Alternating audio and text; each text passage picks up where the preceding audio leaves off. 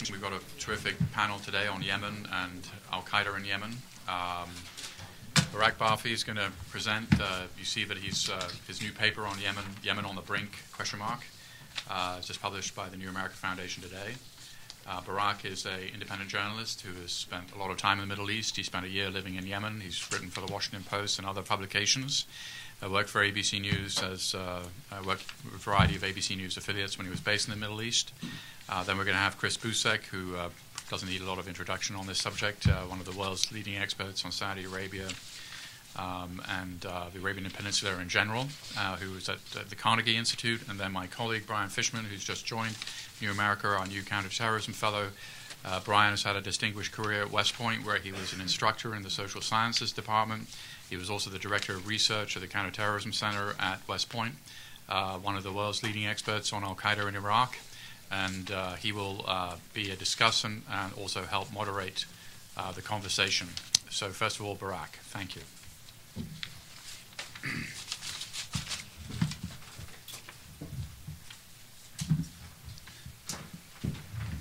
By the way, Barak's paper is brilliant. Look, I can learn a lot about Barak Barfi from the sheet that they put out. First, I want to thank the New America Foundation for allowing me to write this paper. Steve Cole, Peter Bergen, who ferreted the project from the beginning, was very supportive. And Brian Fishman here was great. He'd wait by the computer screen at 11 o'clock for the early drafts, and when I called him at 11:59, frantically telling him it wasn't ready, he gave me another few hours. I also want to thank Professor Richard Bullitt for drubbing enough knowledge about Islamic society for me to write such a paper.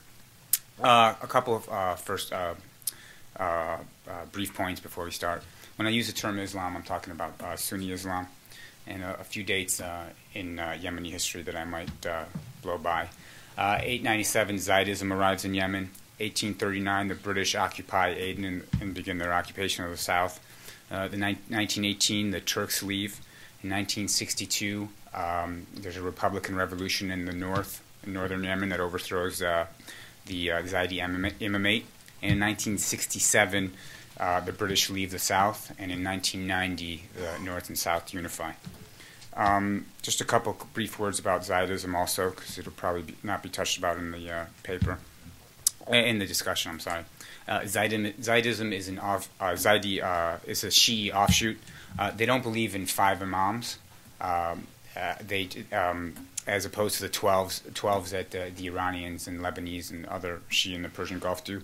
They just believe that they just stop counting with after the fourth imam. After the death of the 4th imam, they split from them.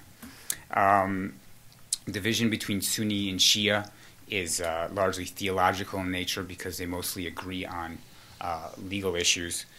They differ on the role of the leader of their community, which is known as the imam. And on this point, the Zaidis are closer to the Sunnis than they are to the 12 version. That makes them more moderate. The problems facing Yemen. The government does not function in Yemen. Power goes out daily in the capital. There's lack of social services outside major urban areas. In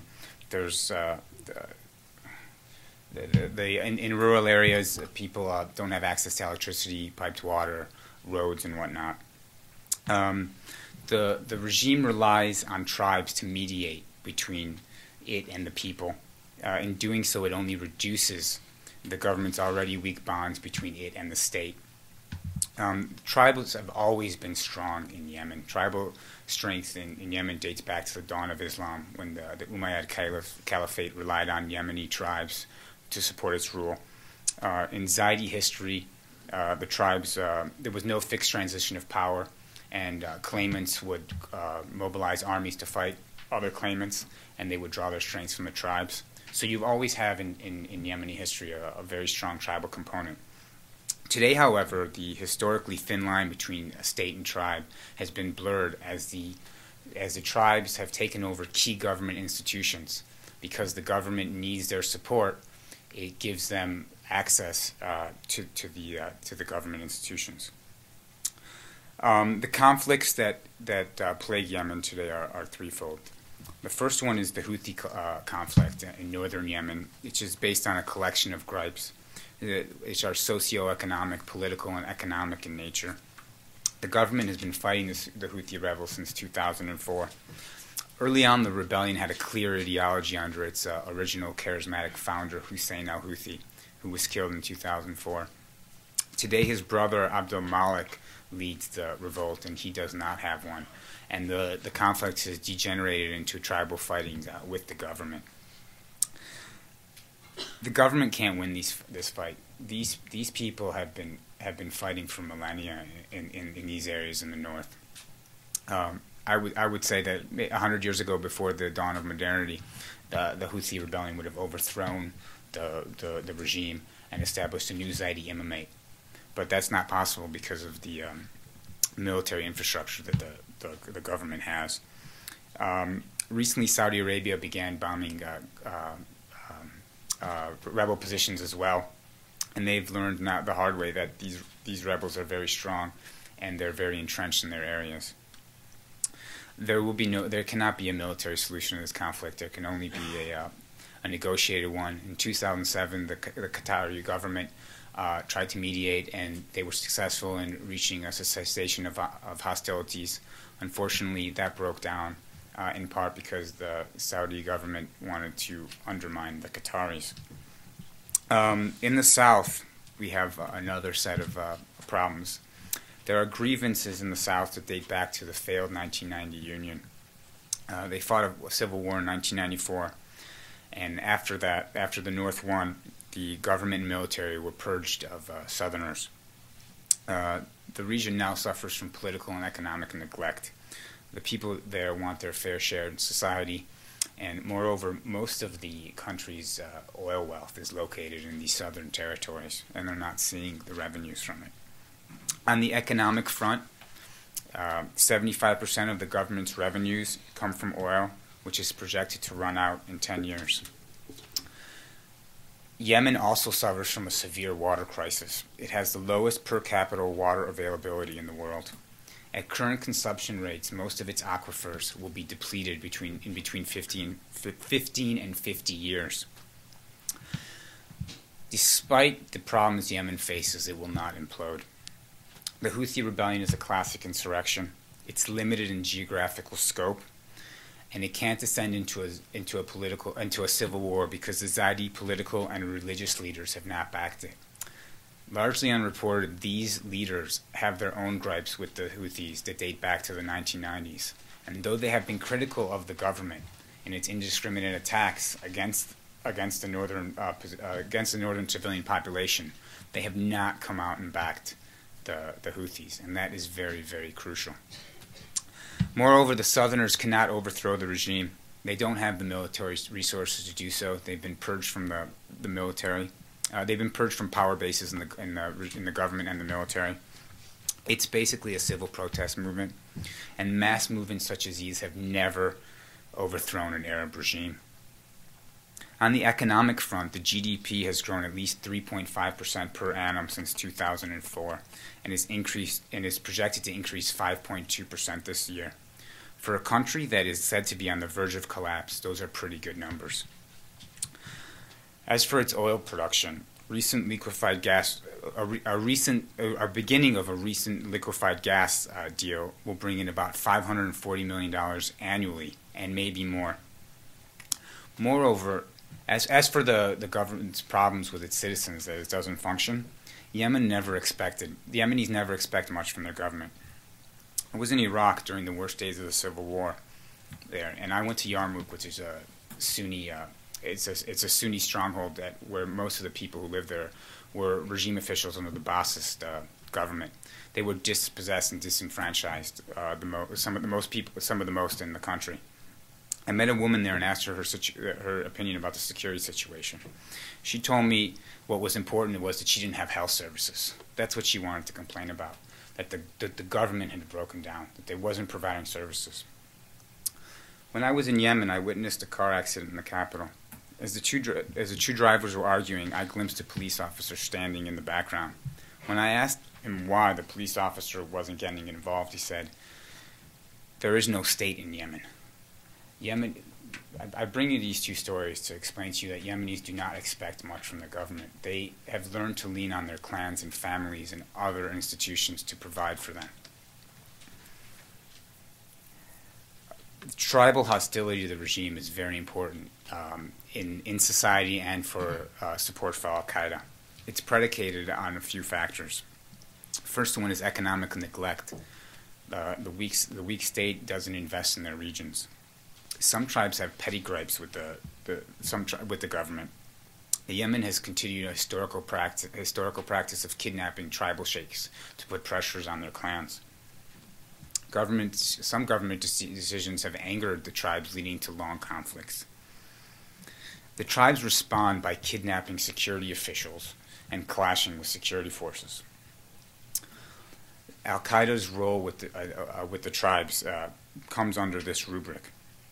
Al-Qaeda's support from the tribes is some tribes support Al-Qaeda. In Marib, the Abida tribe supports it. In Shabwa, elements of the Al-Laki clan tribe and its subordinate Ba Qasem clan support it. And in Jauf, the Huridan tribe support. Some elements of the Huridan tribe support it. The tribal support stems from a number of factors. Some support it to express dissatisfaction with the government services. Others have gripes from long-standing conflicts. And some have established kinship ties with Al-Qaeda. And others support it simply because they can. Tribal support for Al-Qaeda is not a given. Tribes in the past have promised the government that they'll expel Al-Qaeda. And in some cases, they've even exiled radicals when it suits them. Al-Qaeda has discussed this problem in its journal Sad al-Malahim. It alternates between praising and condemning the tribes. These tribes view Al-Qaeda as a leveraging tool. They use the organization to pressure the regime and keep it weak. As a result, their support is political rather than ideological in nature. Another factor that allows for the expansion and burgeoning of Al-Qaeda is Yemen's extremist environment. Hundreds of people who fought with Osama bin Laden in Afghanistan live there. Other Yemenis have fought in Chechnya, Bosnia, Iraq, and Lebanon. Yemen has a number of religious institutions which cultivate non-tolerant ideas. Chief among them is Al-Iman University, led by Abdul Majid al-Zindani. It has produced fighters who have gone on to fight in Iraq and Afghanistan. That said, it's not a jihadi factory that gives incoming students a Quran in one hand and a Kalashnikov in the other. As a result of these factors, Yemen is a fertile environment for Al-Qaeda. Yemenis agree with most of its ideology. They just differ with it regarding the permissibility of killings within the country. The regime is not very concerned with Al-Qaeda. It's much more concerned with the Houthi rebellion and the southern secessionist movement. Al-Qaeda's attacks have not exceeded the regime's tolerated threshold of violence. It has not targeted senior officials, but mid-level intelligence officials who have been investigating it. Also, the regime has 2 decades experience dealing with extremists who it's not only been able to tame, but in many cases co-opt. President Ali Abdullah Saleh has traditionally sought to co-opt his adversaries rather than fight them. To this end, on the extremist front, he established a terrorism reconciliation program in 2003. But it was a failure. A number of its graduates went on to fight in Iraq. Mohammed al-Kazemi, the most senior leader killed in the December airstrikes, participated in the program.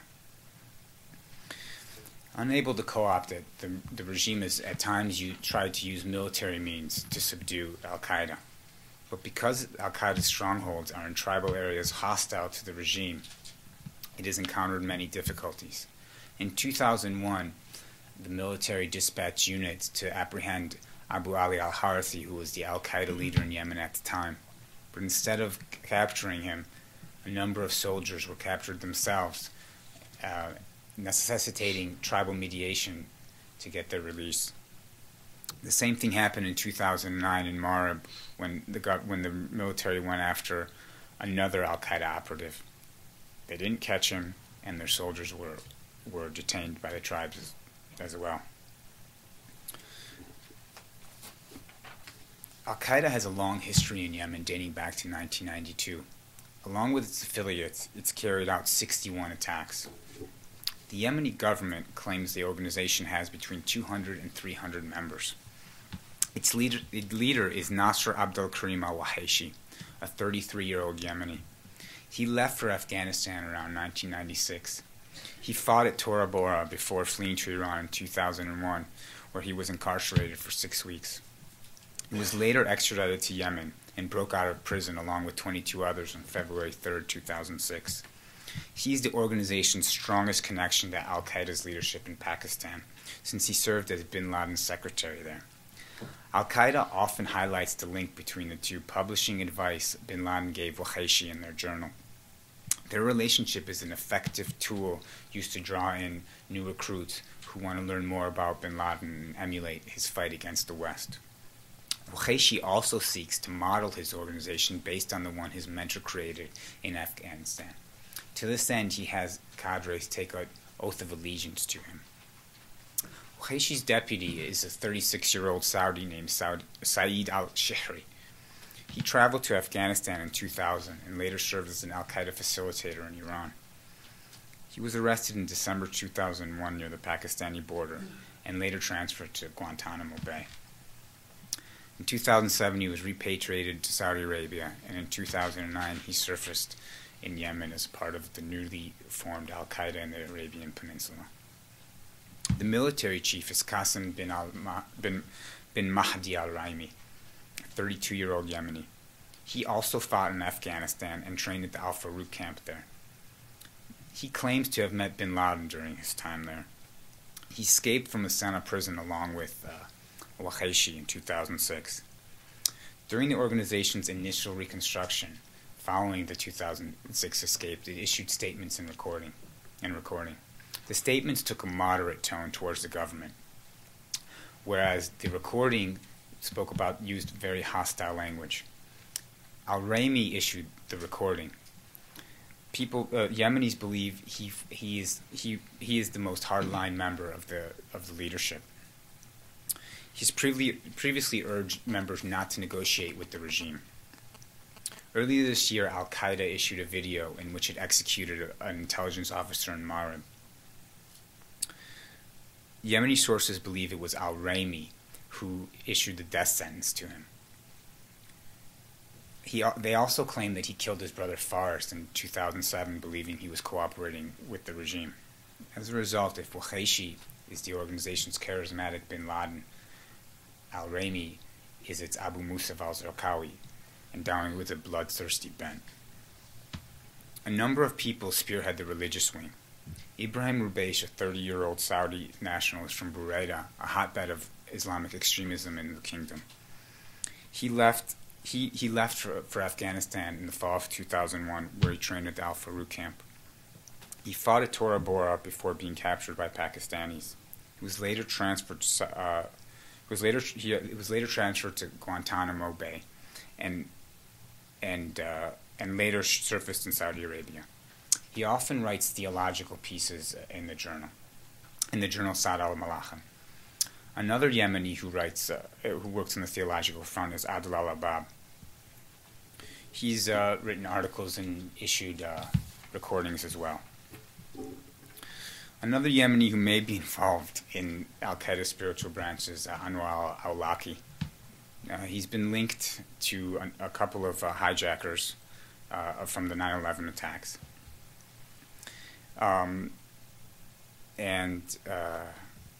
He was also linked to Major Nidal Hassan, who is accused of killing a number of servicemen in Fort Hood, Texas. Al-Awlaki, in an interview with Al Jazeera, stated he issued him a fatwa, a legal ruling, permitting the killing of the servicemen. However, it's not clear if Nidal acted on that. Some media sources have reported that the Nigerian accused of blowing up the airline, Umar Farouk al-Muttalib, studied under al-Awlaki at Al-Ayman University. The Yemenis have denied this, although they have said the two met. They also said that the Nigerian visited the site of the attack, of the Shabo attack on December 24th, claiming it was previously a training camp. Al-Awlaki's family denies that he has any link with Al-Qaeda, and the evidence linking him to the group is inconclusive as well. He has neither published in the organization's journal nor issued any audio or video recordings in its name.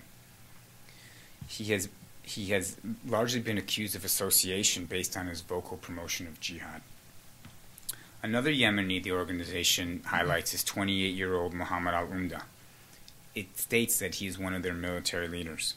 He also spent time in Afghanistan, leaving in 1998. He trained at the Al-Farouk camp there and claims to have met bin Laden.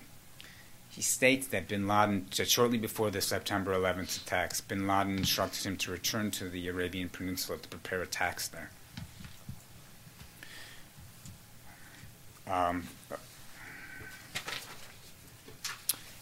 Citing these people does not mean that they all play a prominent role in an organization. The Al-Qaeda may move certain people into the media spotlight in order to let the real leaders work unhindered in the background. What we know for sure is that al-Raimi and al-Wahayshi are its most important leaders, and that Rubaish and Ali al-Abab provided theological backing. Its financing. We know a little about its financing. Yemenis say that the organization is involved in drugs and gun smuggling. Saudis also contribute a lot. The 2006 trial of Muhammad al-Ahdal, who was al-Harithi's successor, illustrated this role. The sources said he received up to $500,000 from the kingdom. And of course, al-Shihri released a tape asking Saudis for money. The group has developed a sophisticated and multifaceted propaganda arm. It publishes a bi-monthly journal, releases videos of its leaders, training films, and clips of suicide bombers. The journal talks about more than jihad, though.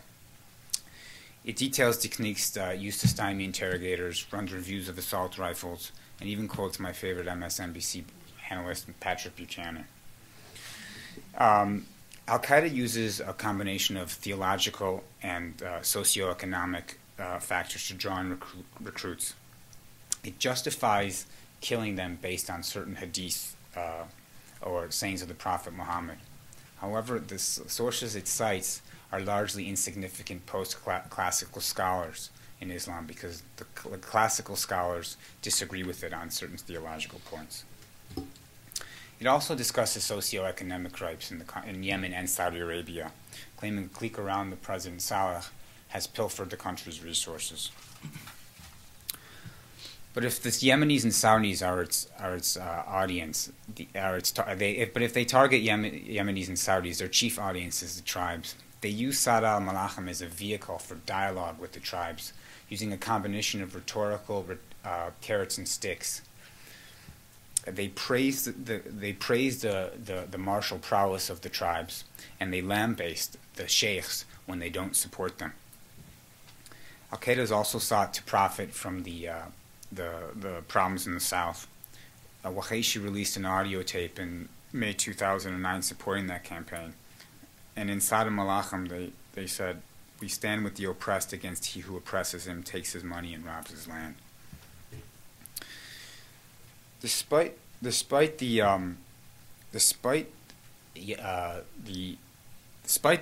Al-Qaeda's efforts, it doesn't appear that a good portion of the society supports them. The Yemenis I spoke to, and I spoke to about 24 Yemenis after the attacks across society and geographical areas, told me that it's not popular in Yemen. A large percentage of the population does not know much about the organization, and these sources believe their support is less than 10%. The December airstrikes were not successful. Only one senior leader was killed and a regional commander.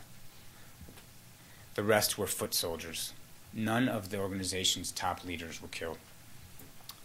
The regime says 54 people died, but we could only confirm the deaths of 39 people.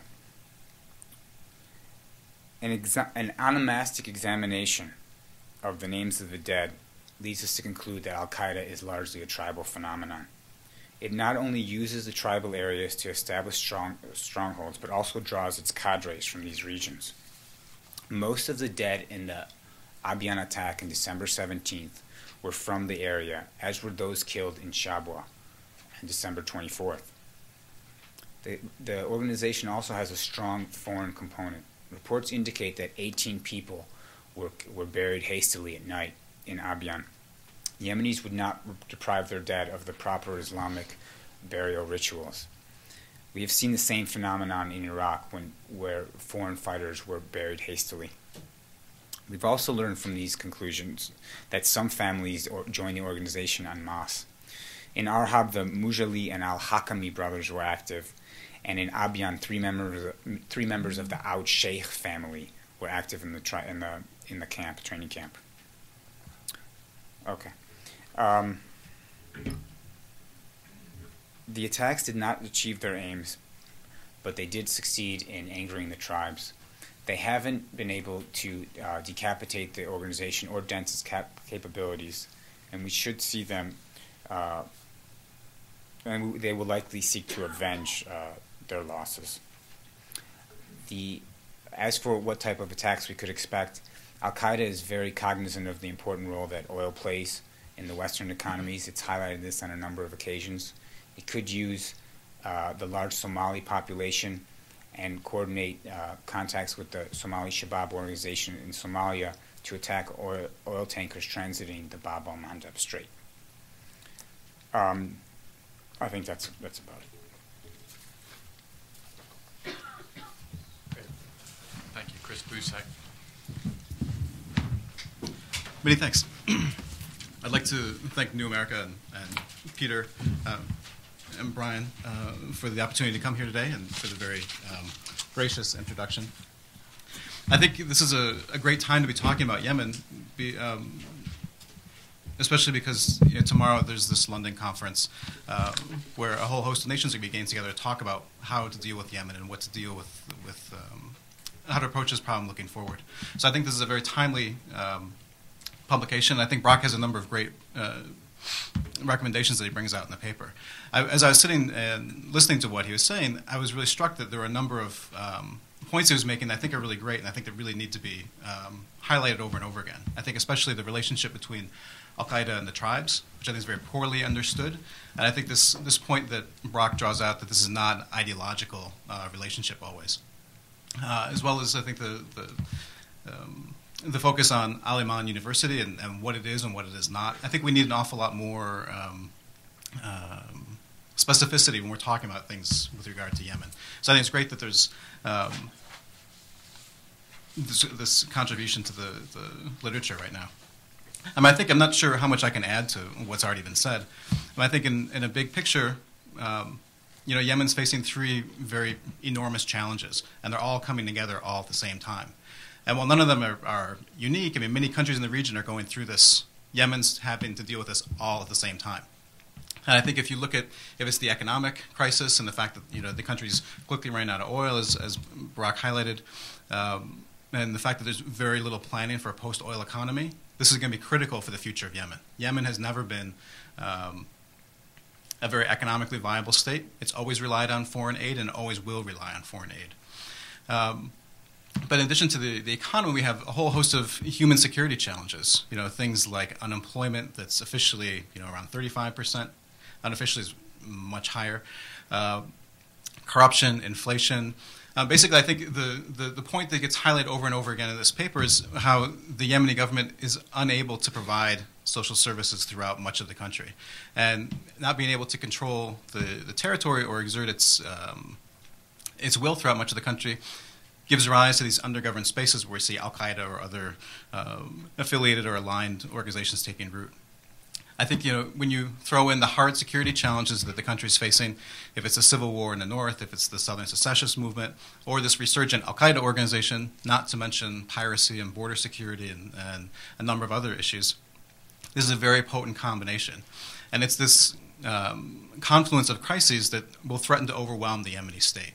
Yemen the government has the ability to focus on one problem at a time. And when they're focused on fighting the civil war, they're not focused on fighting al-Qaeda. They're not focused on dealing with corruption or thinking about a post-oil economy. And I think there's this great dichotomy when we're thinking about Yemen, that it's always been a weak state, but it has a strong society. And I think we don't quite understand how tribal systems operate in Yemen, how tribal governance operates. And I think if we look at how the Yemeni government has been ruling for the last 30 years, it makes a lot of sense day to day in terms of stability, but it doesn't make much sense in the long-term outlook. And many of the things we see have been going on in Yemen ultimately erode that tribal authority and that tribal governance, and we see that system breaking down. And I think this comes to this dilemma for the policy community, when no one can tell you what a failed Yemen looks like or what state failure in Yemen looks like. At the same time, no one can tell you what the triggers or the events are that will lead to state failure or state collapse. So I think if you're trying to come up with prescriptive policy measures, it's incredibly difficult if you don't know what you want to avoid or how it's going to happen. At the same time, this is a unique opportunity for the international community to speak with one voice on Yemen. And the international community, the Americans, the Europeans, the Saudis, the rest of the Gulf states, all need to speak with one voice on Yemen. And they need to deliver the same message to the Yemeni government over and over again, which is that the international community will support, financially and otherwise, Yemen as it goes through these crises, and is going to expect certain things in return. And that's going to mean progress on issues like corruption, diesel subsidies, as well as security issues. And I think there are a number of recommendations that come out in the paper which are really great in terms of focusing on the economy, providing, trying to help the Yemeni government provide social services throughout the country. And I think this is going to be tricky in that oftentimes expanding the state's presence in Yemen carries with it the problems of northern corruption, or the perception of northern corruption or patronage system. So how you can expand the state's presence without bringing with all the negative baggage that people associate with the government is going to be a challenge. I think some of these other issues about highlighting public diplomacy in an Islamic context is fascinating. I think there's a lot of room for development there. And I think the idea of keeping a small American footprint is key.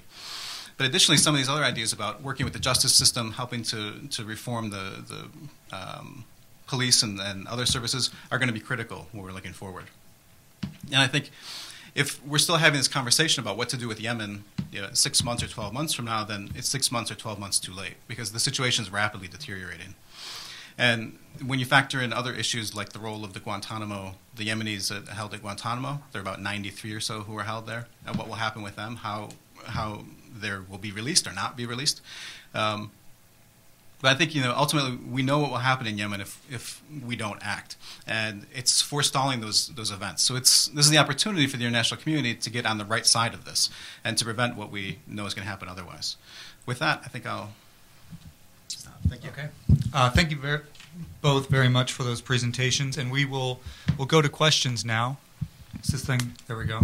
I think we'll probably do 2 or 3 questions at a time, just so we can get as many up here as possible. Please ask questions rather than making statements. And I will ask you the first one, because I think that it's going to be on a lot of people's minds, which is this, and I asked you earlier outside, which is the Osama bin Laden statement of 2 days ago, claiming credit for the December 25th bombing.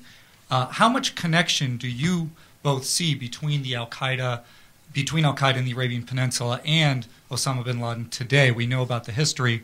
What sort of connection do you see more recently?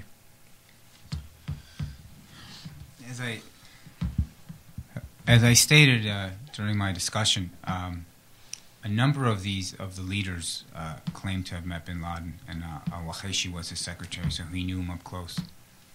That said, the fact that they met him does not mean they know him. When I was in Yemen, I met a number of people I trained at the Al Farouk camp and had met bin Laden and Zawahiri. They didn't know these people. Okay, they just met them once. It's like when you meet a politician or whatnot.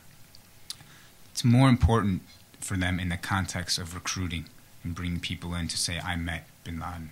It's like being at Martin Luther King's I Have a Dream speech. You didn't get to meet him, but you were at the speech, and it's very important to the next generation. And that's what their having met or seen bin Laden means. As to answer your question, Brian, we don't really see any contact between Al-Qaeda Central and AQAP. The Yemenis I spoke to, some of these people are close to jihadists and know how Al-Qaeda works. They know people who are very close to were close to bin Laden. They do not think that there is a connection. The organization, what it does to invoke bin Laden is it publishes his statements, it publishes the Wahiri statements, it discusses what bin Laden told the senior cadres. That's the extent of it.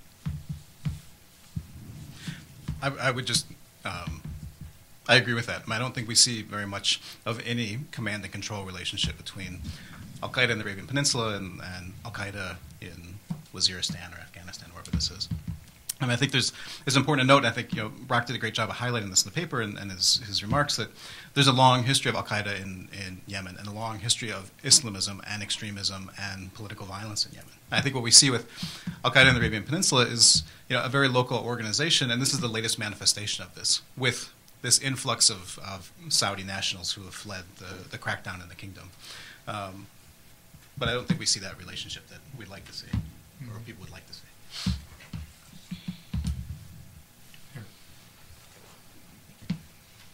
Hi, Mark Katz from George Mason University. Brock, I'd like to thank you for a very, very interesting presentation. And I have two questions for you. You talked about how tribal support for Al-Qaeda is not ideological but political, and I think you're absolutely right about this. They don't like the government. They want an ally against the government. Al-Qaeda is there to hand. My question is, how easily can tribes stop supporting Al-Qaeda? In other words, who is sort of the more powerful in this relationship? Is it like when you cooperate with the mafia, you can start voluntarily, but you really can't stop? Or, in fact, is Al-Qaeda highly dependent on the tribes and they have a lot of leverage over it? My second question has to do with this May 2009 AQAP support for the Southern movement. And I have to admit, I really don't quite understand this, and perhaps you can enlighten us, because it strikes me that there are far fewer Southerners than there are Northerners. By expressing support for the Southerners, does AQAP risk alienating the Northern majority? And if it's willing to do so, does this imply that AQAP, at least the Yemeni membership, is a Southern-based organization? Or, to really put it in conspiracy theory terms, was this done to somehow discredit the Southern movement? In other words, has the government hyped this in order to make it look like AQAP and the Southerners are linked, and so the U.S. should have no sympathy for the Southerners? This kind of thing has been done before. Anyway, if you could enlighten us on that, I'd be grateful. Thank you. Let's do one more here. Thank you. Michael Hager, Education for Employment Foundation. I'm interested in the jobs issue because our organization for the last 2 years has been working very actively in Yemen with a local affiliate, the Yemen Education for Employment Foundation. Reference was made by the speakers to the issue of economic grievance, and I'd like to know from your points of view, how much does the unemployment issue play in stoking economic grievance? Go ahead, guys. Please. First, I want to thank Mark. He gave me a lot of valuable insights while I was writing the paper. To answer your two questions, Al-Qaeda cannot operate without the support of the tribes in these areas. They rule these areas. And the sheikhs have a number of tools that they can use to pressure their tribesmen to dislodge Al-Qaeda. It's not like when you get involved with the mob, you set up an operation and you want out and you have no other tools. You're at their mercy. These tribes have a lot of power, and they can use a multitude of tools. As for its support for the South, it's very debated in Yemen and also in policy communities. I think that it supports the South to illustrate that the regime is besieged from all sides and that it's got a multitude of problems. And it just wants to highlight that this regime is going to fall, that all we need is your support, and we can, and if we have that, we can do that. I think the issue of how the relationship between tribes and Al-Qaeda, I think, is very complicated and one that's not very well understood. I think, very kind of basically, I think either something's provided or something's provided in return, right? I think this is a relationship that isn't kind of very well understood, and I think this is something that I'm kind of fearful that the Americans will think that they've figured out tribes and how tribes work in other parts of the world and think that they understand how tribes work in Yemen. On the issue of unemployment, I think this is really key, and I think what you have in Yemen is a huge potential recruitment pool, where I think you could recruit guys to go fight in Sada or go to join Al-Qaeda or go to Iraq or do just about anything. And I think if you look at the demographics in Yemen, this is especially daunting. If you think that the population is 23 million now and is going to double in 20 years and triple in 30 years, how Yemen will provide jobs for all these people is going to be crucial, and Yemen can't absorb all this labor. So Yemen will have to become a net labor exporter. And the GCC is going to have some kind of a relationship with Yemen in the future. And one of the keys for that is going to be something to deal with labor migration. For every Yemeni that goes abroad to work, he supports 6 or 7 back home. So I mean, this is really critical. And we've seen that the Saudis and the Qataris and some other donors have started to fund the creation of training schools or vocational schools where Yemenis can get an education as some kind of a semi-skilled certificate to go abroad and work. And hopefully this is something that we'll see more of in the future. Yemenis aren't going to displace all the third country nationals working in the Gulf now. And I think a lot of these states don't want more unskilled Yemeni laborers. But if you can send Yemenis abroad with the ability to do something, then I think that's going to be key.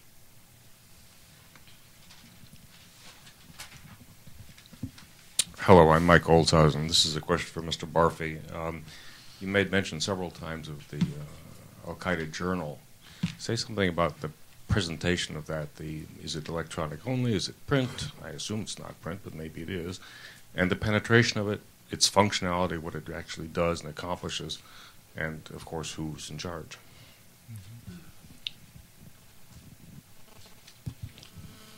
You mentioned that AQAP raised funds partially through narcotics. Is that linked with narcotics coming out of Afghanistan and Pakistan, or is there something grown in the Yemen that they get funds from? Let's do this one over here. Michael Lame, Rethink the Middle East. I'd like you to take it from the other end of the spectrum. Not state building. I don't believe there is a strong, long history of centralized government in Yemen. I don't know that every country in the world needs a strong centralized government, that North and South only united in 1990. What if the U.S. backed off? I want to know from a U.S. perspective, the threat to the U.S. There was the Cole attack a decade ago. There was the Abu Muttalib attack, or attempted attack just recently. If we didn't support greatly this very weak government, what is the likelihood of the Yemenis coming after the United States? Go ahead. Brock, you want to take it? Oh, okay. I'll start with you with the journal. The journal is released electronically. It's posted to. There's a whole cloak and dagger process here, but it ends up. It's posted in one place, and then and from there it's redirected and posted on jihadi forums, and then from there it just spreads out. And you do a Google search, you'll find hundreds of hits for it. The journal works on a number of levels. It targets its readers by talking about the tribulations that the Muslim world is suffering in places like Afghanistan and Iraq and Somalia and Palestinian territories. That's a broad theological call. It also talks about socioeconomic gripes in two countries, Yemen and Saudi Arabia. It's working on 2 levels there already. It talks about the problems in the economy in both those countries. It also, as I said, Al-Qaeda uses the journal as a vehicle for dialogue with the tribes.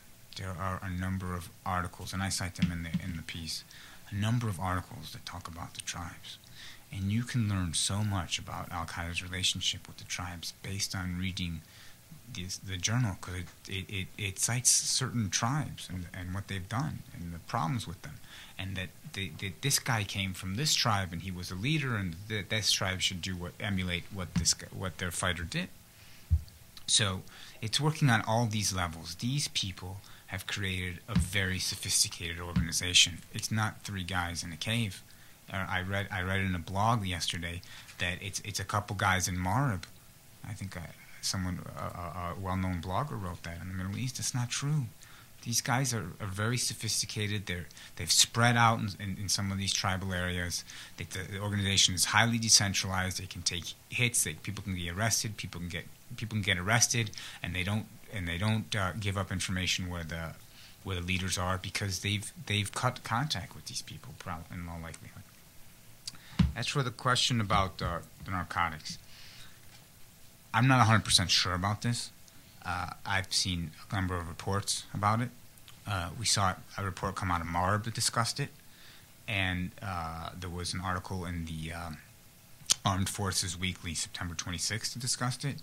And in that article, it specifically cited opium that they were trafficking in. Someone spoke about non-state building. If we weren't there, would they still come after us? I had a lot of discussions with the Yemenis when I was there. The Yemenis love bin Laden. Sheikh Osama is a very famous man in Yemen because he defends Muslim interests.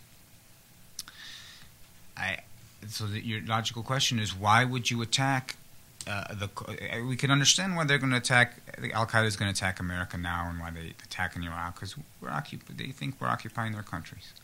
But the next question is, why do you support the Cole attack in 2000? There was no occupation in 2000. The bottom line is, Yemenis have a number of grievances. All Muslims have grievances against America. They just shift in priority and importance and how strong they are. So even if we left and didn't have any role in Yemen, they'd still find reasons not to like us. I think on the narcotics funding, I think this is a really interesting question. And we see that there are narcotics, drugs, and all kinds of other contraband that gets smuggled through Yemen into Saudi Arabia and into the Gulf. I mean, it's everything from pills from East African pill factories to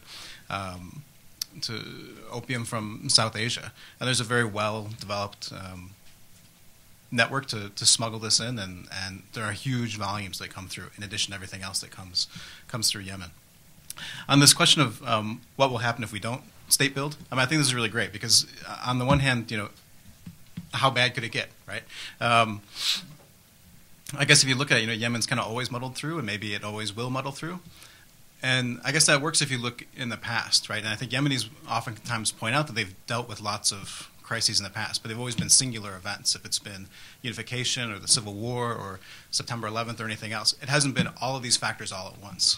And I think when you throw them together, a failing economy, running out of water, a massive population growth, and then all these other issues like a resurgent Al-Qaeda organization, we know what is going to happen, and the state's power is slowly going to erode more and more and more. As in that space, those undergoverned spaces that emerge, that bad stuff will come out of. If it's not Al-Qaeda, it's something else. And I think something to keep in mind is, this resurgent Al-Qaeda organization has, repeatedly targeted institutions and other things inside Yemen, but there's a strong Saudi component that wants to go back to the kingdom and finish what they got wrong the last time. And there have been a number of very disturbing incidents of attempted attacks and other things that have been foiled coming out of Yemen into Saudi Arabia. And the attack on Prince Mohammed last August is just the most recent one. Mm-hmm. So as long as the world is dependent on hydrocarbons, the security of Saudi Arabia is going to be critical. I think, to think that there could be a failing state or a collapsing state on the borders with the world's largest oil producer is going to be bad.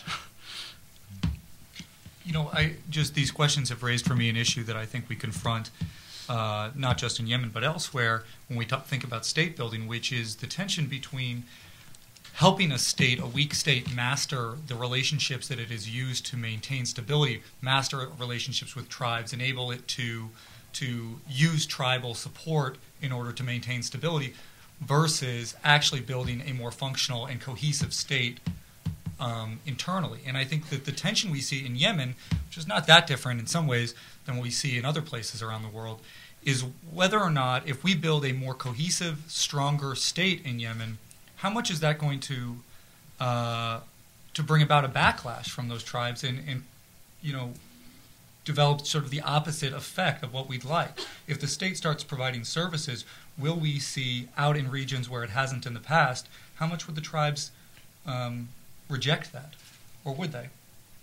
Is there a way to build a stronger state across Yemen's territory without interfering and interrupting sort of the tribal relationships? I think this is kind of gets to the heart of the problem in Yemen, which is that, you know, if you don't rely on the central government to provide very much for you, you know, if you live in one of the outlying governorates and the central government doesn't do anything, what does it matter if the central government fails? I guess that, you know, Yemen has that going for it in its favor. But on the flip side, you know, I think there's this real problem in how do you expand central government control without bringing with it all those grievances. And one of the things the Yemeni government has talked about is trying to decentralize, basically telling governorates, you can do whatever you want. You can build the clinics where you want and build the schools and the roads. You come up with the money. We're just going to tell you what the priorities are. And I spent a lot of time thinking about this and kind of going back and forth, and part of me thinks the Yemeni government must have paid some consultant a lot of money to come up with this plan. And maybe it's going to work, you know, in a place where you've never had central government control. On the other hand, why would you want to encourage the central government giving up control in a place where bad things are going to come out of? And I don't quite know how we're going to square that. I think this is part of the dilemma when we're thinking about how to deal with Yemen or what the policy options are. There are no good options on Yemen, right? I mean, there are bad ones and there are worse ones. I think this is what we need to deal with.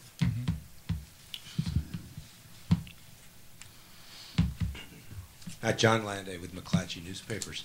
The president, in the wake of the Detroit incident, talked about strengthening partnership with the Saleh regime. And that, to some people, means enabling the regime, giving it more of the power that it's been using that has had this deleterious effect on stability there. The reflex of the United States has been over the years that when it sees situations like this, the reflex is to go in and put even more in there and get even more involved. And yet that creates this cycle of a backlash against the United States. How does the United States help the situation there without getting dragged in further and making it worse? Let's go here.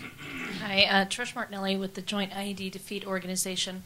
I did spend some significant time in Yemen post-Cole and pre-9/11, and really we could substitute some of the pronouns in this discussion, and we are right back where we were 10 years ago. So perhaps, Mr. Fishman, you can talk about a little bit of the Army Centers for Lessons Learned, what was established at that point, and what has been carried forward, because we are really dealing with the absence of the northern insurgency right now. We are dealing with almost identical pressures on the Saleh regime that we had at that time. And I'm going to add to that a question from an online viewer, which is there any relationship between al-Qaeda now and the al-Houthi rebellion? And if so, what is it? I know you touched on that a little bit in the paper, Brock. Maybe you could also add in the ways that the Yemeni government has used returning Salafis that have fought abroad to fight some of its battles at home. I've seen a lot of this discussion lately about al-Qaeda cooperating with the Houthis. The Yemeni government's also discussed this. We see no indications of this whatsoever. Al-Qaeda is an extremist Salafi movement with a Salafi ideology which detests anything that doesn't agree with them. The Houthis are Zaydis, so they're nominally Shia, but in the journal they're still called Rafidis, or people who reject the rule of the first three caliphs. That's on their side.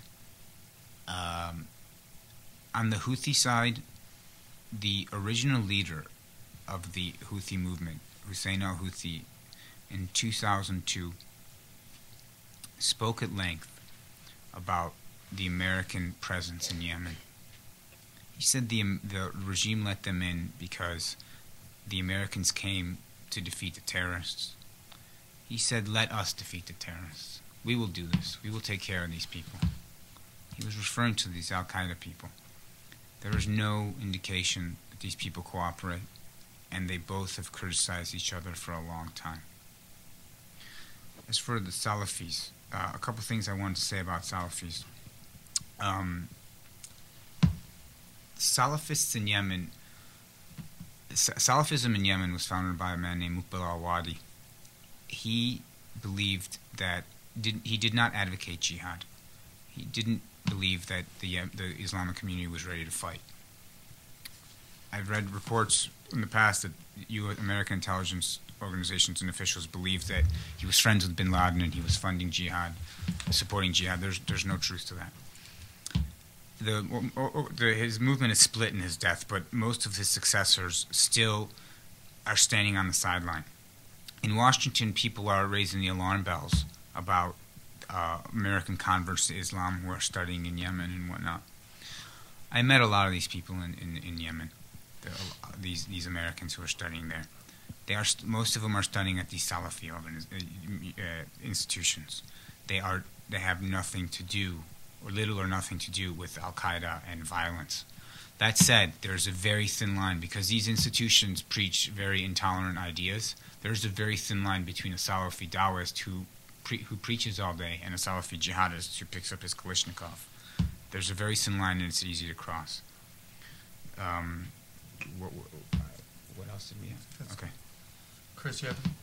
I'm not sure how much I can add to this, but I think this question about how do we strengthen the government without making it worse is kind of comes back, I think, to these themes we've been talking about. And I think it's kind of key to keep in mind that we're not going to solve Yemen's problems, right? I mean, we're not going to fix the economy. We're not going to make more water. I mean, there are lots of things that are not fixable. But I think what we can do is we can make it less bad, and we can forestall what's we know is coming down the road. And I think if you look at how the resources have been allocated thus far, it doesn't match up with what we see the priorities, right? I mean, if Pakistan is a #1 priority and gets billions of dollars, Yemen, which people talk about as being second, gets 20 million, which is less than $1 per Yemeni. And even if the requests go up to 50 million for next year, that still is dwarfed by the military and counterterrorism assistance that's going to be 140 or 150 million. So I think now is an opportunity for us to get on the right side of this and to think about how can we help to create some of these enduring state institutions. And I guess if you're starting off at 0, you can build up a lot. But Yemen is not a failed state. There is a functioning government, a functioning security service and military. And I think there are opportunities for the United States and for the international community to do some low-cost, high-impact things. And some of that is, small things like helping to professionalize the prison service and the police service. I mean, these will have huge benefits to get goals that we want to see, right, in terms of like fighting Al-Qaeda. But otherwise, things like reintroducing traditional methods of agriculture and irrigation will go a long way to helping to stem, the horrendous waste of water that we see, or to address, subsidies and how that affects the water consumption. So I think, we're not necessarily going to fix these problems, but I think we can make them less bad.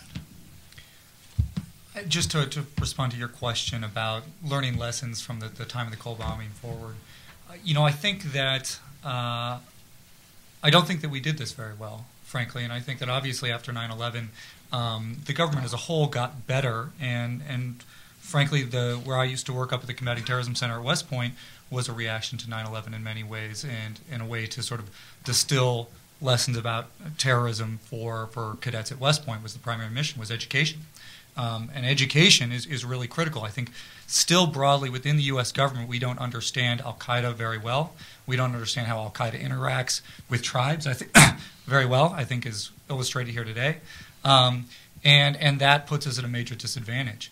The one thing that I would say, and to bring it back to Barack's paper, he makes a very important and interesting sort of conclusion at the end where he suggests that he points out that USAID has been sort of designing most of their programs in Yemen, or at least some of their programs in Yemen, and framing those in terms of that these will be in support of the sort of goals of the global war on terror. And this is a problem, in my opinion, that we have framed almost all of U.S. government behavior since 9/11 in those terms, rather than understanding that there are broader interests in the world to establish governance, to work on things like agriculture, and that all of those things will have second and third order effects that achieve the goals that we're trying to achieve in our sort of specific war on terror mission.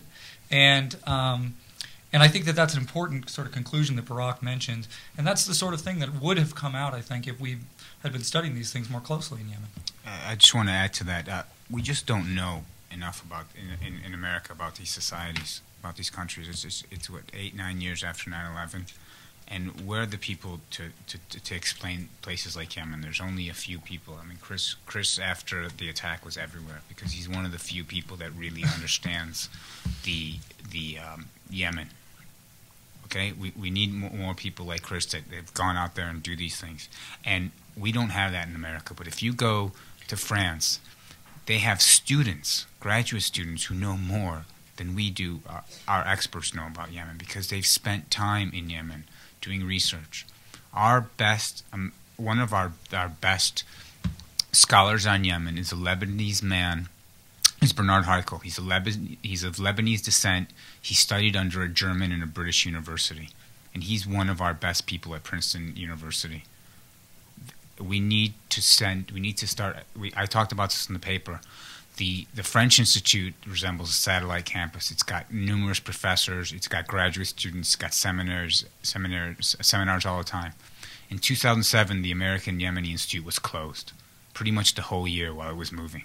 There was nothing going on there.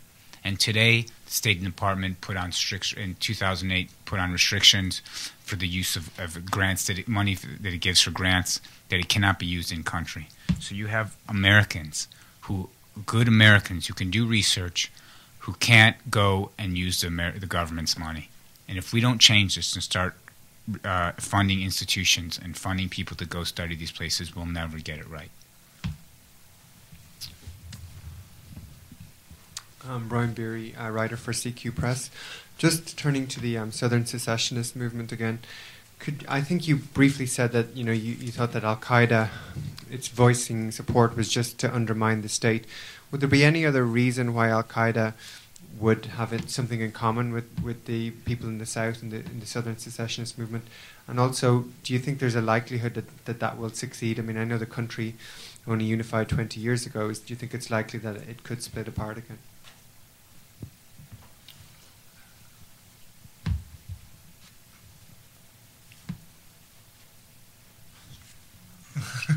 Thanks. I think. Gary Mitchell from the Mitchell Report. This is a question more about Al-Qaeda than Al-Qaeda in the Arabian Peninsula, or a question about Yemen. But it's a question that Al-Qaeda's presence in Yemen creates from my perspective. I want to offer a way of thinking about Al-Qaeda to see whether it is, from your perspective, an accurate way of understanding this organization. That's really the first part of the question.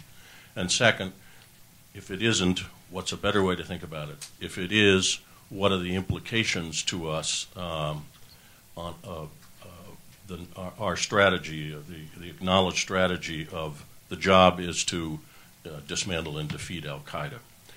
The model, it seems to me, is this is an organization that has gone through three sort of corporate changes. In its first phase, it was a turnkey operation. It did everything: ran training camps, recruited people, did all the work.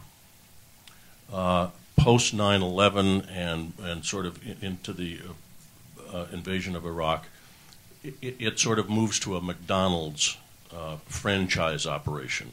So there's Al-Qaeda in Iraq, and it has its leadership, and they have a sort of a direct line to Osama bin Laden and Zawahiri.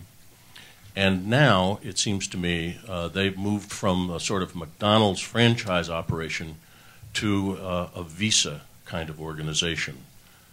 the founder of Visa, D. Hawks, said that what he was really trying to create was what he called a chaotic organization. And the concept is that the logic, that the overall logic of the organization is driven by Osama bin Laden and Zawahiri, but that there is a highly decentralized, you just sort of, you become a Visa operation, you are not a franchise per se, which allows, for example, bin Laden to say, oh yeah, that was us on Christmas Day in Detroit, when in fact operationally he may have had absolutely nothing to do with it. So that actually is a question. That's a question disguised as a statement, but I'm trying to get some perspective on where we think Al Qaeda is today. Go ahead, guys. Okay. Very interesting analogies. I always like analogies. I like the McDonald's one where you have links to the central organization. The Visa one I think is a stretch. These people knew bin Laden.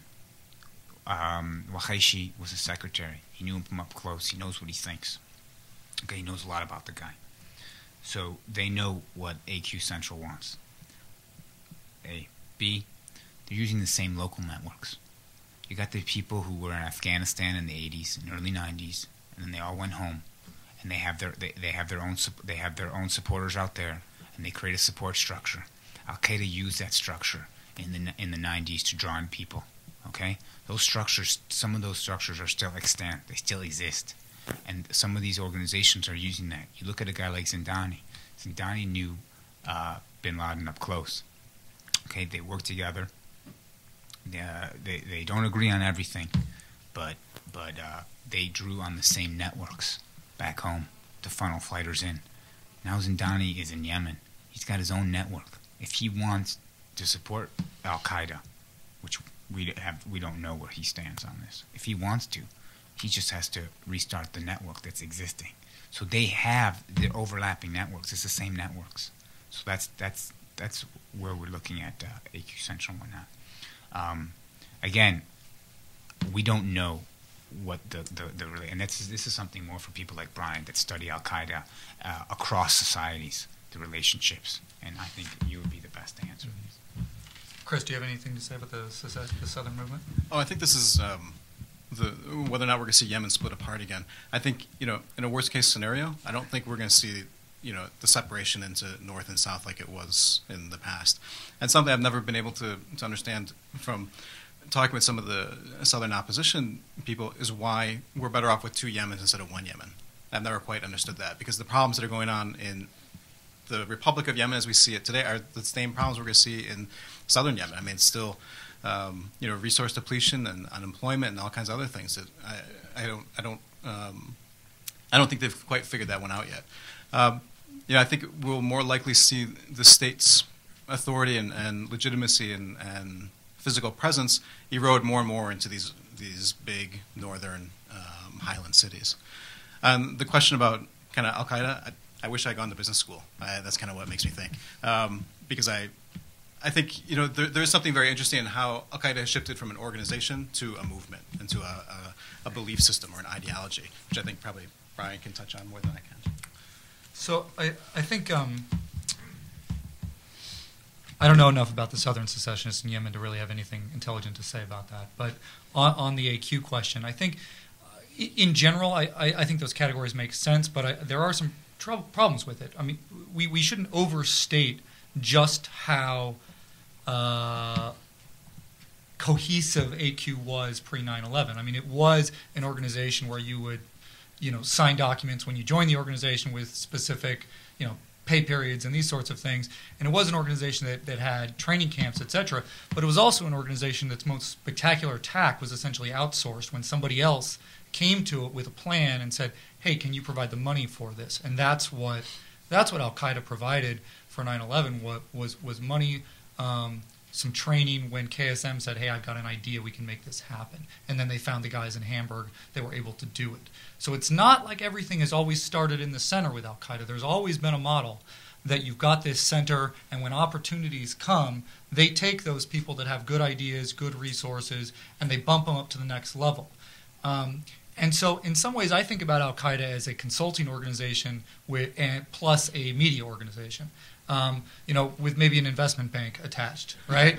But those are the roles that they play. They are a force multiplier because they take people that have good ideas and they make them better, and they try to help them figure out how to take a good idea with some resource and make it work. They provide funding in a lot of cases, and you see that with 9/11, with the Istanbul bombings in 2005, and a variety of other attacks. They provided the money. I don't know if they're in a position to do that today, which is an interesting question. And then there's the media, which is critically important, and I think Barak has mentioned that on a number of cases. So that's how I think they're operating today. When you think about Al-Qaeda today, one thing that Barak mentioned that I think is really critical, not only in Yemen but in Pakistan as well, is Al-Qaeda's effort to capture existing networks.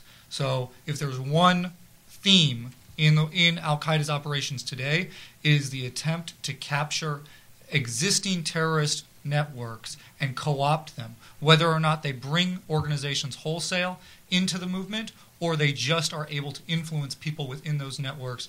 And Barak's talking about in Yemen, I'm thinking about LET, Jaish-e-Mohammed, some of the Pakistani networks. That's how they are really trying to operate today, in my view, in addition to creating this wider movement. One question go ahead. Yeah. I wanted to piggyback on what Chris had said about the Southern Secession movement. The Southerners, basically, there's an Arab hierarchy. The Egyptians look down on the Gulf Arabs, thinking that they just came out of the desert. The Gulf Arabs look down on everyone else because they don't have any money, and everybody looks down on the Yemenis. And the Yemenis also look down on people. They look down on the Somalis and the Ethiopians. There's always a pecking order. And within Yemeni societies, there's also a pecking order. The Southerners look down on the Northerners. The Southerners had a colonial experience. They were exposed to Europe, and not only did they get ideas, but they unified, and it helped create their state. They became more modern than the Northerners, and they look down upon them, and they don't think that they're like them. They also don't consume the GAT, the mild narcotic that the Northerners consume at such great levels. It's penetrating. You find it in very outlying areas, such as Hadramaut. It's penetrating, but it's just not the consumption that destroys Northern society and makes it completely inefficient. And you have people that study, people who said, I learned English in Aden. I went to Aden and I studied. I did this, I did that. You have a lot of that you don't have in the North. And that's why they want their own state. They want to return to being their own intellectually superior people as they see it. Brock, one of the tensions that I think that has come out here when we talk about Al-Qaeda and some of the questions about the secessionist movement, but also with the Houthis, is this tension in AQ that on the one hand, you've argued that they couldn't make an alliance with the Houthis for ideological reasons, which I think we all understand that split. But on the other hand, the relationship between AQ and the tribes is built on sort of political necessity and opportunism. How does that tension work within Al-Qaeda in Yemen, where there is this very clear ideological bent to the movement, but there's also a sense of political opportunism and perhaps at times a willingness to compromise on ideology? Do you see that or no? First of all, the relationship with the tribes is multifaceted. They both benefit from it, and as Al-Qaeda is seen as a movement, an oppressed movement by the government, that the government is targeting it. So the tribes it appeals to the tribes based on that. Look at what the government's doing. We're the government's enemy, just like you. The Al-Qaeda uses a number of mediums of factors to get the tribes to support them. They use Islamic ones, talking about Islamic history, and they talk about specifically Yemeni ones as well. As for its problems with the tribes, what you're talking about ideologically, Waheshi addressed this in his interview. Waheshi gave an interview to a Sana-based journalist. In the interview, he said, "Look, we're not like Al Qaeda in Iraq. We're not going to make trouble with the tribes and make them do everything we want and live in a very rigorous Sharia or law state. We want to be more tolerant and open. So they're willing to sacrifice on some things for their long-term goals, and they're very efficient at what they do. They understand the situation a lot better than the people in Iraq who are largely foreigners, because they are actually Yemenis themselves." That's interesting. Yeah, we should probably make this the last question. Thanks very much. Just two more questions. Rock, you mentioned GOT, and so I'd like to ask a little bit about AQAP and GOT. We think of Al Qaeda as being, sort of Taliban-esque, very puritanical, opposed to, alcohol, to any kind of pleasure. What do they do about GOT? Seems to me that if you really want to make yourself unpopular in Yemen, you'll try to outlaw it.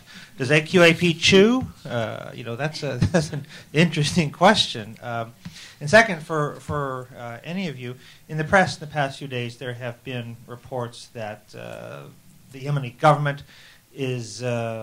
wants to talk with AQAP. That this is how they see as a good way to diffuse the situation.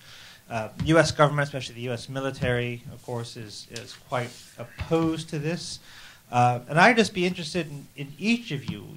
Is this a good idea or not? Is this just a bad thing to do, or is this a way to sort of the Yemeni method? In other words, differentiate among your opponents and co-opt them and separate them.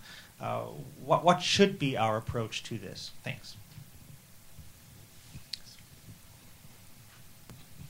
Hi, Jackie Fabrizio from the Joint ID Defeat Organization.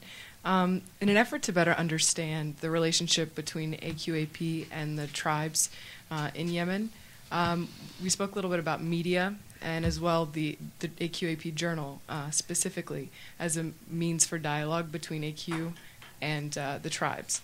I was wondering about what your perception of the readership and the penetration of that actual journal is in Yemen, as well as what evidence have you seen of the tribes attempting to dialogue back with AQ? Is it mostly in action, or do they communicate in some other way? Thank you. Let's take one last question in the back. Hi, thanks. Letta Taylor from Human Rights Watch. Saleh is known as a serial human rights abuser against populations in the north in the context of the Houthi rebellion, against largely peaceful demonstrations in the south, and against the media. The State Department says it's painfully aware of this, but how confident are you that the U.S. government and its allies can really attach strings to this increase in security and military aid to prevent this assistance from being used by Saleh and his inner circle against enemies in the north, in the south, and in the media? Okay. Did I mention the insightful comments Marquette gave me on my paper? GATT.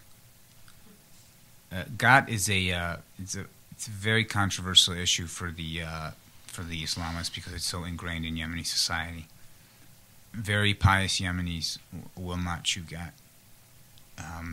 The Salafis have taken a more vocal role about this, about the role of GATT in society, and tried to limit its use.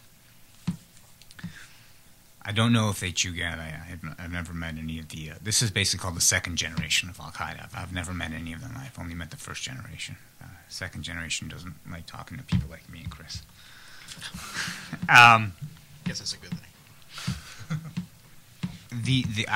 But I know these. I've met these tribal people in these areas, and they all chew GATT, and it's highly unlikely they're going to start making problems over such a petty issue and risk being dislodged from their strongholds when they're making so much progress, and they were almost able to blow up an American airliner in the first attack against almost on American soil since 9/11. So I think it's very minor. You also talked about Saleh and Al-Qaeda. Last line on the executive summary discusses that. Saleh gave an interview to Abu Dhabi television where he said that he thinks that dialogue is going to be an important vehicle, a channel with Al-Qaeda elements to persuade them to renounce violence. The deputy minister also in charge of the security file for them, I said the same thing a couple weeks ago. They will try to talk with people. This is what Saleh does. Saleh, if you look at his comments on the Houthi rebellion, at every opportunity he says, if they put down their weapons and come to the negotiating table, we will talk with them. This is the way Saleh works. It works on two levels. One is that this is part of his personality, and two, it's part of his political constraints that he faces. He doesn't have much power. This is what he can do. About the journal and reading it, I talk about this in the piece. Literacy rates are 54% in Yemen, so I don't know how many people can actually even read the journal. Yemenis I spoke to, who follow the organization closely, tell me that people aren't reading it that much. And if you look at what it's targeting, it's targeting very specific segments of populations. The Saudis are targeted at a high level, and the tribes. It's a lot like reading love letters. I only know what one side is saying. I don't know what the other side is saying. So if someone's talking about being treacherous, I don't know what the other side did. So I don't know what the tribes are saying. But we do know what their direct response is. But we do know what the responses in general are. They speak sometimes in the press, and we can get an idea of that. I think just kind of briefly, the issue of talking to Al-Qaeda is very interesting, right? And I think I'm not quite sure how we're going to square that one. I think if you look at what the Saudis did to defeat Al-Qaeda, and as far as I can think of, Saudi Arabia is the only country that's kind of defeated organized Al-Qaeda the way they have.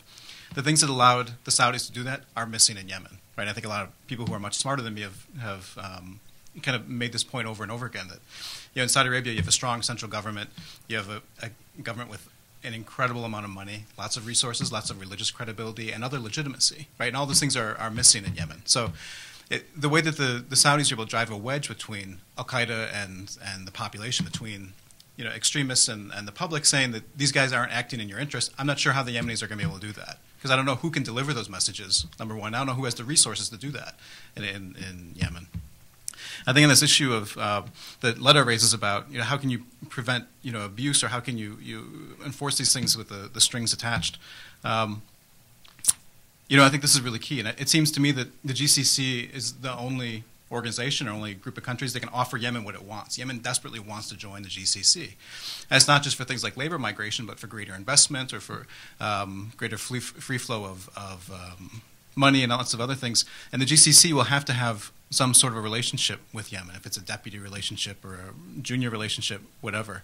So the GCC can hold out these carrots in exchange for the regime making some probably very painful decisions. And the rest of the international community needs to support that.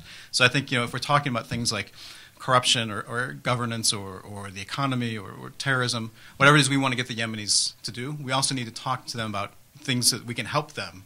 And I think that's, if they're getting this message over and over and over again, there's no place else to turn. I don't know I think that's going to be a good way to get the Yemenis to do what we want, or at least partially do what we want. So I agree almost completely with everything Chris said. The only thing that I have to add, especially on the dialogue issue, what this has raised for me is that there are times when governments that we're working with are going to want to clearly distance themselves from us for obvious reasons. And so there may be times, and who knows, this may be one of them, where it's useful for the Yemeni government to hold dialogue with Al-Qaeda, and it's also useful for them to be able to say that they're doing that despite U.S. pressure not to. And I certainly don't know that, I'm just speculating. But this is an interesting dynamic and something that I think that we need to think about as we operate, especially through partner governments, And it seems to me that the Obama administration is heading that direction more and more to try to work with and through partner governments. As we do so, we need to think very carefully about how we position sort of the U.S. public face on those partner governments' behavior. On the one hand, we don't want them simply demonizing us and replicating and continuing a cycle of the U.S. as the big bad guy all over the world. But on the other hand, sometimes that's going to be a useful tool for building credibility for that local government in whatever initiative they're taking. And in those cases, I think we should take those lumps in some cases, and that's going to be a case-by-case sort of decision-making process. Just one last comment I'd like to make about that. The regime may believe that it will be able to cut off some soft tribal elements as opposed to the hardcore ideologues in the organization. We've seen the success in picking off elements of al-Qaeda in Yemen. Muhammad al-Awfi, who appeared in the January 2009 video announcing the merger between the Saudi and Yemeni branches, he was a Saudi who had served in Guantanamo. He surfaced in the video in January 2009, and the next time he surfaced, he was on Saudi television renouncing his ideas. The Saudi government pressured, used his family to pressure him to come back to renounce jihadism. So you do see that being successful. As to what Chris talked about the Saudi example, it cannot be replicated in Yemen. It just for the two reasons he discussed. I don't know which one is more important. Saudi Arabia is the custodian of the two holy shrines in Mecca and Medina.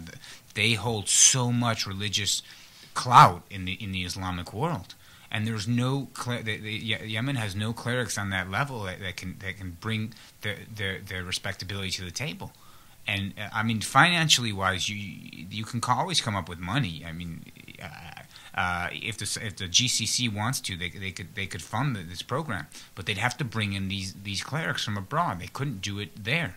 Saudi Arabia and Egypt have the religious establishment that can move things in the Islamic world. There are a few other countries that can do that. Okay. I want to thank you all very much for being here, and especially to Chris and Barak. Come again.